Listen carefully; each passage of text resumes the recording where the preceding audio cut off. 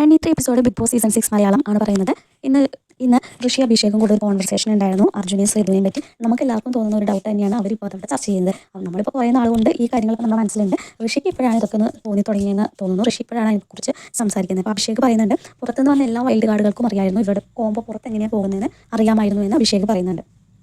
അഭിഷേക് പറയുന്നുണ്ട്, അവരോട് ചോദിക്കുമ്പോൾ അവർ പറയും ഫ്രണ്ട്സ് ഫ്രണ്ട്സ് എന്ന് പറയും. പക്ഷേ ഇവിടെ നിൽക്കുന്ന രീതി കാണുമ്പോൾ നമുക്ക് വേറെ ആയിട്ടാണ് തോന്നുന്നതെന്ന് അഭിഷേക് പറയുന്നുണ്ട്. അപ്പം നമ്മുടെ ഋഷി ഇതെല്ലാം കേട്ടിട്ട് മുകളിലാണ് ചെയ്യുന്നത്. അപ്പോൾ അഭിഷേക് പറയുന്നുണ്ട്, എനിക്ക് ചിലപ്പോൾ ഇങ്ങനെ ഡൗട്ട് തോന്നും അവർ തമ്മിൽ അതാണെന്ന്. അപ്പോൾ ഋഷി പറയുന്നുണ്ട്, എനിക്ക് ഇന്നലെയാണ് തോന്നിയത്, കണ്ണും കണ്ണും നോക്കിയിരിക്കണതൊക്കെ തോന്നുന്നുണ്ട്. ഞാനപ്പോൾ ആലോചിക്കും ഇവരെന്തിനാ ഇങ്ങനെ കണ്ണും കണ്ണും നോക്കിയൊക്കെ ഇരിക്കുന്ന ഫ്രണ്ട്സാന്ന് പറഞ്ഞിട്ട് കണ്ണും കണ്ണും നോക്കിയിരിക്കണതൊക്കെ എന്തിനാണെന്ന് തോന്നുന്നു അഭിഷേക് പറയുന്നുണ്ട്. അപ്പോൾ പിന്നെ പറയുന്നുണ്ട്, നന്ദനെ എലിമിനേഷൻ റൗണ്ടിൽ ഈ ഒരു കോമ്പോയുടെ കാര്യം എടുത്തതിനുള്ള കാരണം എന്നൊക്കെ അഭിഷേക് പറയുന്നുണ്ട്.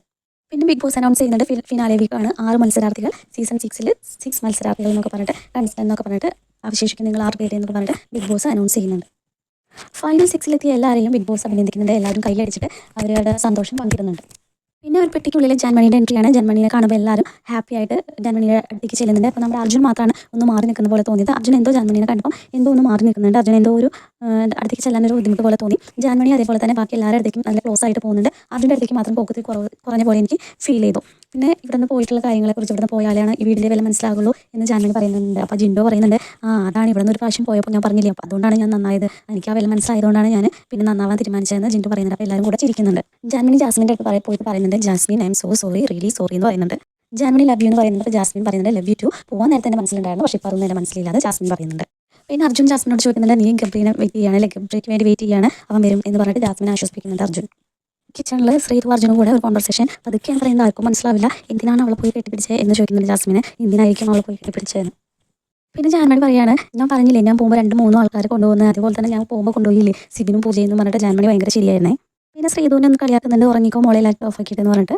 അപ്പോൾ ശ്രീധു ചോദിക്കുന്നുണ്ട് എന്തിനെന്ന് ചോദിച്ചിട്ട് ഒരു ആക്കി ചിരിച്ചിരിക്കുന്നുണ്ട്.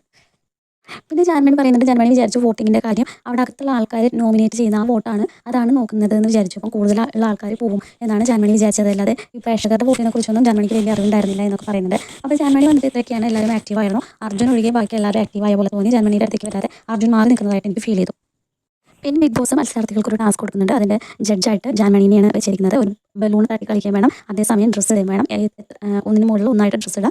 ഏറ്റവും കൂടുതൽ ആരാണ് ഡ്രസ്സ് ധരിക്കുന്നത് അവർ വിജയിക്കും. അപ്പോൾ നമ്മുടെ ജാസ്മിനാണ് വിജയിച്ചത്. അർജുൻ എൻ്റെ ഇടയിൽ പറയുന്നുണ്ടായിരുന്നു ജാസ്മിൻ തെറ്റിയിട്ടു, മറിച്ചിട്ടു എന്നൊക്കെ പറയുന്നുണ്ടായിരുന്നു. അപ്പോൾ ജിൻറ്റു ആണ് അത് കണ്ടുപിടിച്ചത്. ചില ജാസ്മിനല്ല അർജുനാണ് ഒരു ടീഷർട്ട് മറിച്ചിട്ടിരിക്കുന്നതെന്ന്. അങ്ങനെ നമ്മുടെ ജാസ്മിൻ വിന്നറാവുകയും ചെയ്തു. ഇന്നലെ നോറയും സിജിയൊക്കെ പോയതിന് ശേഷമാണ് തോന്നുന്നു എനിക്ക് പേഴ്സണലി അർജുനെയും ശ്രീധുവിനെയൊക്കെ കാണുമ്പോൾ എന്തോ ഒരു ഇഷ്ടം തോന്നുന്നില്ല. ഇവരെല്ലാവരും പറ്റിച്ചിട്ടാണല്ലോ ഇങ്ങനെ ഇത്ര നാളും തോന്നിയിരുന്നില്ല കേട്ടോ. ഇപ്പോൾ അങ്ങനെ ഒരു ഫീൽ ഇന്നത്തെ എപ്പിസോഡിൽ ശ്രീധു അർജുനൊക്കെ വേറൊരു മാതിരിയാണ് കാണിച്ചു കൂട്ടുന്നത്. അപ്പോൾ അതൊക്കെ കണ്ടപ്പം ഇവർ ഫേക്ക് ആയിരുന്നു, ഇവർ എന്താ പറയുക ഒരു നല്ല പിള്ള ചമഞ്ഞിട്ട് ഇങ്ങനെ നടക്കായിരുന്നു എന്ന് ഇപ്പോഴാണ് തോന്നുന്നത്.